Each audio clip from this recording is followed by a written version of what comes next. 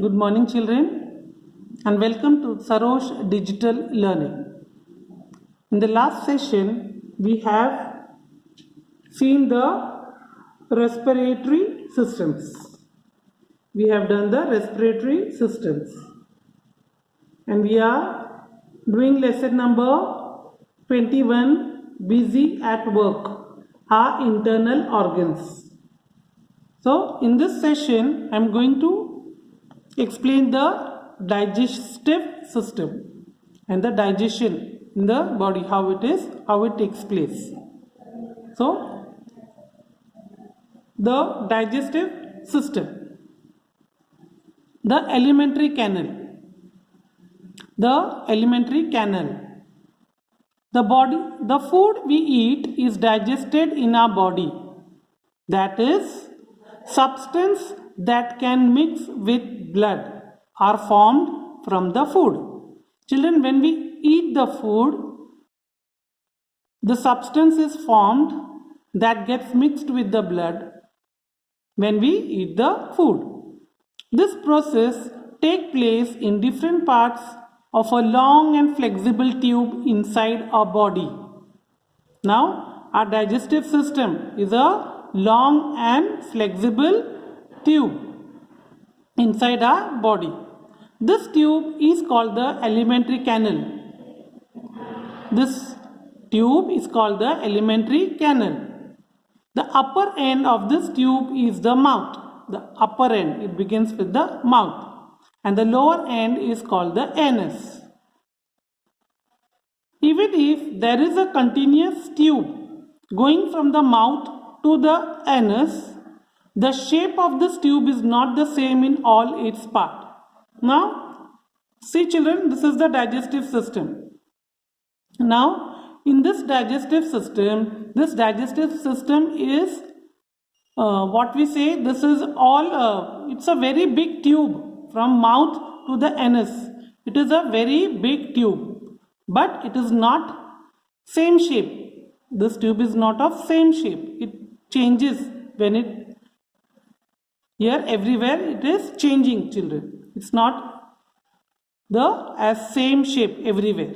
So let us see the digestive system.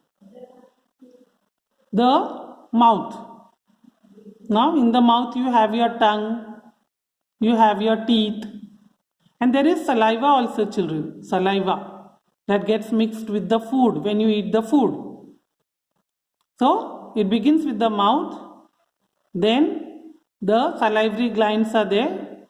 See here the salivary glands, then the esophagus or the gullet. This is esophagus or the gullet. And then see here this is known as liver. And liver is a gland. And what is the work of the gland? It secretes a certain substance and it helps in the digestion of food. And below that, see, below the liver is our stomach. Below the liver is our stomach. See, this is J-shaped stomach. And in between the liver and the stomach is the pancreas. Pancreas is also a gland that secretes certain substance. And then comes the small intestine. This small intestine then is connected to the large intestine. Then the rectum, and it ends in the anus. This is our digestive system. Mouth, salivary glands, esophagus or gullet, liver, stomach, pancreas, small intestine, large intestine, rectum and anus. So this is the digestive system. Now, the different parts of the alimentary canal have different structures and functions.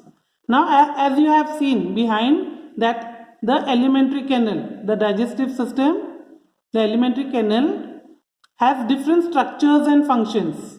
These different parts are called the digestive organs. and these parts are called the digestive organs. Certain glands outside the alimentary canal assist the process of digestion. Now we have seen there pancreas is there, liver is there. What they do? They secrete certain substance which and they are used in the process of digestion. They assist in the process of digestion. Now the digestive organs.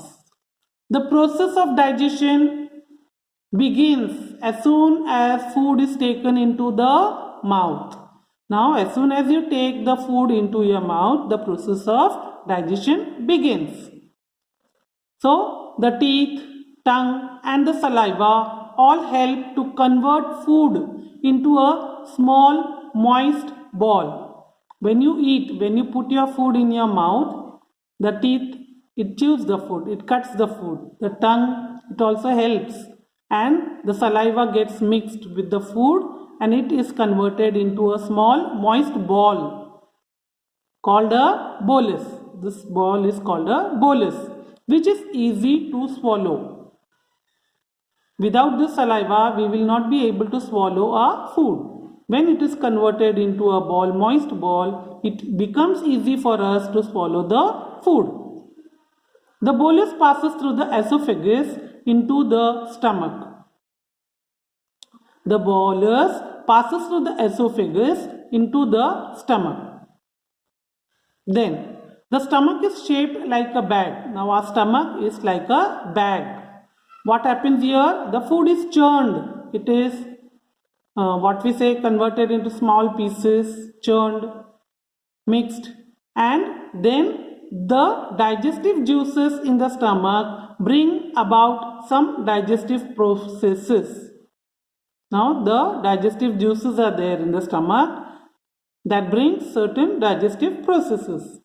At the same time, some disease producing germs in the food also are destroyed.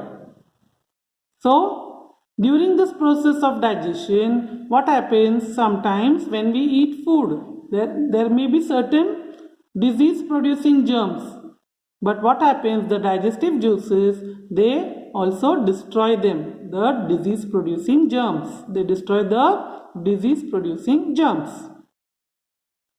The food changes into a thin slurry in the stomach. Now what happens? It changes into a thin slurry, means in the stomach this is a mixture of food and water. It becomes slurry like a paste. Then it passes into the small intestine. Then from the stomach, after all this process, it passes into the small intestine. Now, as we have seen the small intestine, it looks very small, but actually the small intestine of an adult is about 7 meters long. That small intestine, it is 7 meters long inside our stomach. Imagine children, it's very big. The digestive juices in the intestine bring about several digestive processes. The secretion of some glands also help the process of digestion.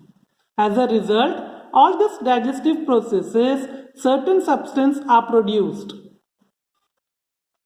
These are useful to the body and can mix with the blood. After the certain processes in the small intestine, these useful things are to the body. These things become, this food becomes useful to our body and that mixes with the blood. In the small intestine, they are absorbed into the blood. Now these useful things, whatever useful things the blood needs, it is absorbed by the blood.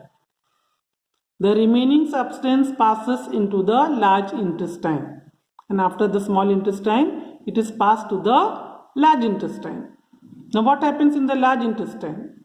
The large intestine of an adult means grown up people, is about 1.5 meters long.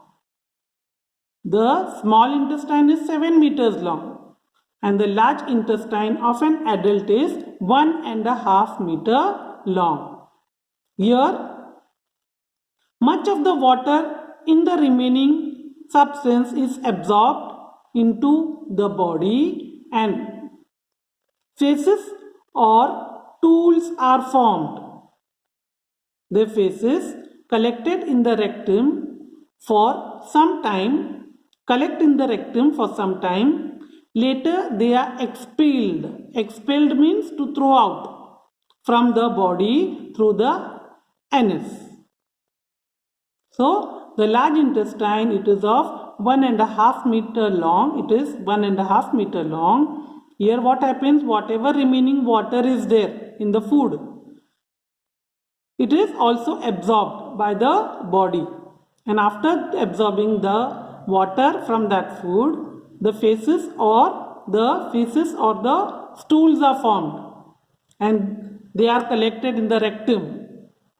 And after later they are expelled, means they are thrown out of the body through the anus. So this is how the digestive system, this is how the digestion take place in our body. I hope you understood this much. You understood the digestive organs.